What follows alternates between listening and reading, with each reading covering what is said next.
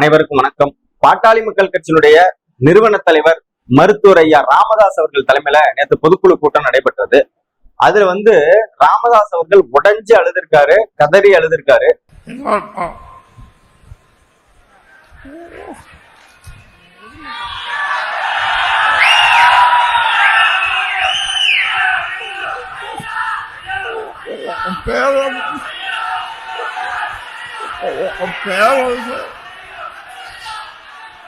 ஆமாம்மா, நான் சரியாகத்தான் வளர்க்கல.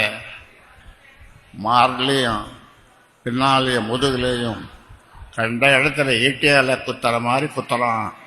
அதை எவ்வளவு சமாதானப்படுத்தலாம், அவர் தேம்பி தேம்பி எழுந்து நான் பிள்ளைய ஒழுங்கா வளர்க்கல அப்படின்னு சொல்லி கண்ணீர் விட்டுருக்காரு. இதுக்கு என்ன காரணம்னா, அப்படியே ஒரு வருடத்துக்கு முன்பு நடைபெற்ற இந்த அன்புமணி மற்றும் ராமதாஸ் அவர்கள் அப்பா மகன் சண்டை ஆரம்பிச்ச இதுதான் தொடக்கம். இதுல வன்னியர் சங்கம் மட்டும் இல்ல, அந்த வன்னிய சமுதாய மக்களுக்கே ஒரு சாமின்னா அது மருத்துவர் ஐயா ராமதாஸ் அவர்கள் தான் சொல்லணும். ஏன்னா நீ சாமி கும்பிடுறத விட மருத்துவர் ஐயாவை கும்பிடுறதுதான் அவங்க அதிகமா அவங்களோட வேலையை. அப்பேற்பட்ட அந்த தலைவரை ஒண்ணு இல்லாம ஆக்கிட்டாரு அன்புமணி அவர்கள். இதுதான் குற்றச்சாட்டு. இது என்னன்னா, முகுந்தன், அதாவது ராமதாஸ் ஐயாவோட மூத்த பொண்ணோட 2வது பையன் தான் முகுந்தன். அவருக்கு பதவி இளைஞரணி பதவி கொடுத்ததை எதிர்த்தாரு அன்புமணி அவர்கள். எதிர்த்து பல்வேறு சண்டை நடைபெற்றது. ஒரு மேடையிலேயே அசிங்கப்படுத்தினாரு மருத்துவர் ஐயா ராமதாஸ் அவர்களை. அவர் சொல்ல போனா கலைஞருக்கு ஈக்குவலா ஒரு தலைவர்னா அவரை சொல்லலாம். ஏன்னா அப்பேற்பட்ட ஒரு மிக சிறந்த ஆளுமை, அந்த மக்களுக்காக தன் வாழ்க்கையை அர்ப்பணிச்சாரு. ஒரு சாதாரண மருத்துவரா இருந்து இந்த அளவுக்கு வளர்ந்து தன்னோட ஒரு இயக்கத்தை தொடங்கி தன்னோட மக்களுக்காக தொடர்ந்து குரல் கொடுத்தவர். எந்த பதவி அதிகாரத்துக்கும் ஆசைப்படாதவன்னு தான் சொல்லணும். இந்த பொதுக்குழுல அன்புமணிய கடுமையா விமர்சனம் பண்ணியிருக்காங்க எல்லாருமே. அதுல குறிப்பா பார்த்தோம்னா, நம்மளோட அன்புமணிய சொந்த மருமகன் சுகுந்தன் அவர்கள். யாருன்னா, இந்த ராமதாஸ் அவருடைய பேரன் ஸ்ரீகாந்த் அவருடைய மூத்த பையன் சுகுந்தன் அவர்கள். அவரு பல்வேறு கேள்விகளை தொலைத்து எடுத்திருக்காரு. கேள்விகளாலேயே என்ன கேள்வி முக்கியமா சொல்றாருன்னா, 2004 நீங்க கட்சியில சேர்றீங்க, பாட்டாளி மக்கள் கட்சியில சேர்ந்த உடனே இளைஞரணி பொறுப்பு வச்சிங்க, அதை கொடுத்தது ஐயா அவர்கள். அதே போல 2004 ராஜ்யசபா எம்பி சீட்டு வாங்குனீங்க. அதே போல 2004 மத்திய அமைச்சரா பதிவு வச்சீங்க. இவ்வளதையும் பண்ணிட்டு நீங்க எப்படி எங்களை பத்தி பேசலாம்? இவ்வளவுதான் நீ பண்ணலாம், என் தம்பிக்கு பொறுப்பு தர மாட்டியா? உழைச்சவனுக்கு உனக்கு ரத்தம், எங்களுக்கு தக்காளி சட்னியா அப்படின்னு கேள்வியை கேட்டிருக்காரு. அதே போல என்ன கேள்வி கேட்டிருக்காருன்னா, திரும்ப நீ செயல்படும் போது அவுரங்கசீப், இப்ப முக்கியமா அவர் சொல்லியிருக்காரு, அவுரங்கசீப் முதல் அன்புமணி வரை எல்லாருமே தந்தையை எதிர்த்துட்டாங்க அப்படின்னு சொல்றாரு. அவுரங்கசீப் யாருன்னு சொல்லிட்டு அதுக்கு ஒரு கதை சொல்றாரு. தாஜ்மஹலோட கட்டியவரோட அப்பா அப்படின்னு சொல்றாரு. இது எப்படி இருக்குன்னா, கால சுத்தின பாம்பு கடிக்காம கூடாதுங்கிற கதை தான். அன்புமணிக்கு பதவி வெறி மண்டையில நிக்குது அப்படின்னு பல்வேறு குற்றச்சாட்டா எடுக்கிறாங்க. அது அனைத்துமே உண்மைதான். பெத்த அப்பாவை கதறி அழுவ விட்டுருக்காரு அன்புமணி அவர்கள். ராமதாஸ் ஐயா கதறி அழுவணும்னா அவசியம் இல்லை. அவரு இப்ப வயசான காலத்துல, உறங்க வேண்டிய காலத்துல எப்பேற்பட்ட துன்பத்துக்கு ஆளா இருக்காருன்னு பார்க்க முடியுது. அந்த கட்சியை வழிநடத்தியவர் ராமதாஸ் அவர்கள். கிராமமா போய் தன்னோட அந்த கட்சியை இந்த அளவுக்கு வளர்த்து எடுத்துட்டு வந்திருக்காரு. ஆட்சி அதிகாரத்துக்கு வரணும்னாலும் அவர் அதுக்காக உழைக்க, தன்னோட சொந்த மக்கள் நலனை முன்னெடுத்து அவங்க எல்லாம் நல்லா இருக்கணும் அப்படின்னு நினைச்சு உழைச்சிட்டு இருக்காரு ராமதாஸ் அவர்கள். அவர் மேல நம்மளுக்கு அரசியல் ரீதியா பல்வேறு விமர்சனம் இருக்கு. ஆனா அவங்களோட துறை சார்ந்து, அதாவது அவங்களோட சமுதாயம் சார்ந்து நீங்க பாத்தீங்கன்னா, அந்த மக்களுக்காக அவர் எந்த எதுவுமே பண்ண கிடையாது. அவரும் அதிகாரத்துக்கு ஆசைப்பட்டது கிடையாது. ஆசைப்பட்டதா அவர் நேரம் எம்பி, ராஜ்யசபா எம்பியா இருக்கலாம், இல்ல மத்திய அமைச்சரா இருக்கலாம், எது வேணாலும் இருக்கலாம். ஆனா அவர் ஆக கிடையாது. அதுதான் அவரோட தன்மையை குறிக்குது. அப்பேற்பட்ட இந்த ராமதாஸ இந்த அன்புமணி எதிர்க்கிறதுக்காக காரணம் என்னன்னா, பிஜேபியோட சேர்ந்த கூட்டணி தான் முதல் காரணம். பிஜேபியோட சேர்ந்த யாருமே உருப்பிட முடியாதுங்கிறதுக்கு இதுவும் ஒரு எடுத்துக்காட்டு. அதிமுக செஞ்சிச்சு, 2ஆ போயிடுச்சு. இப்ப பாட்டாளி மக்கள் செஞ்சிச்சு, இதுவும் 2ஆ போயிடுச்சு. ராமதாஸ் ஐயாவோட குற்றச்சாட்டுலாம் என்னன்னா, என்ன எதுக்குற எல்லாருக்கும் பதவி தரான், என்ன திட்டுற, விமர்சனம் பண்ற, கேவலமா பேசுற எல்லாருக்குமே அவன் பதவி தந்த அழகு பாக்குறான். அப்போ இவன் என்ன நினைப்புல இருக்கான், என்ன அசிங்கப்படுத்தினான்.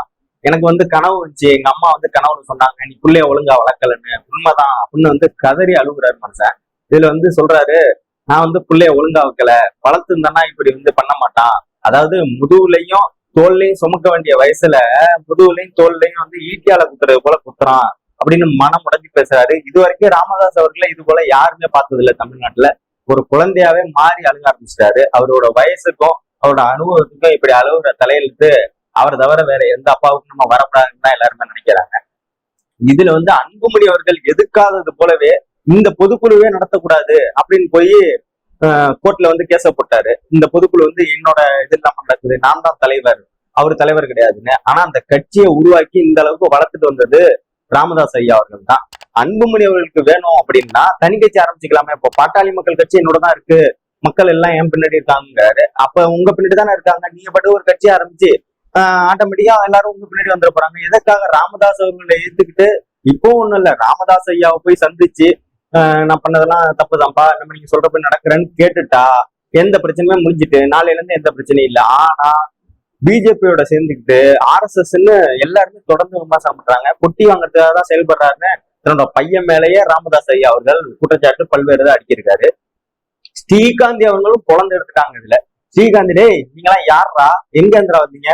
தம்பி அன்புமணிட்ட நான் கேட்கிறேன், நீ போட்டிருக்கிய கோட் ஷூட் அது யாரோடது?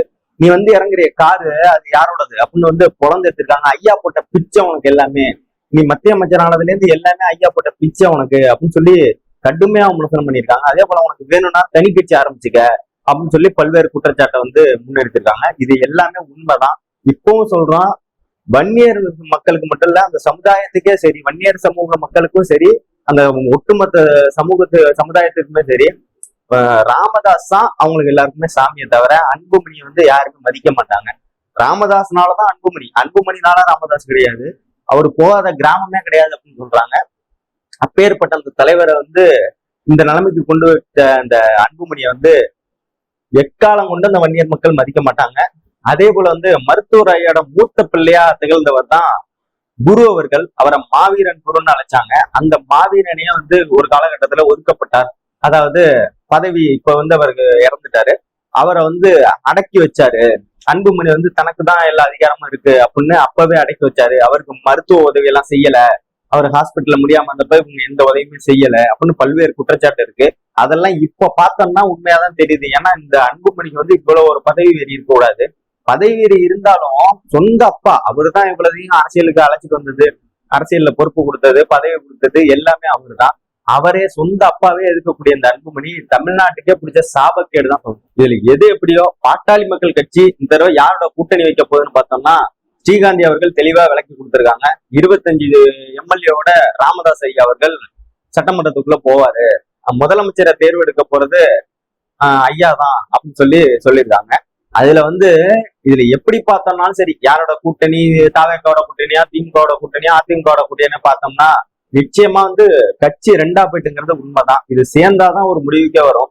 இதுல அவங்க முதலமைச்சர், இவங்க முதலமைச்சர், நாங்க போய் சேர்றதுதான் முதலமைச்சர்னு யாருமே சொல்ல முடியாது. ஏன்னா பாட்டாளி மக்கள் கட்சி ரெண்டா போனது தான்.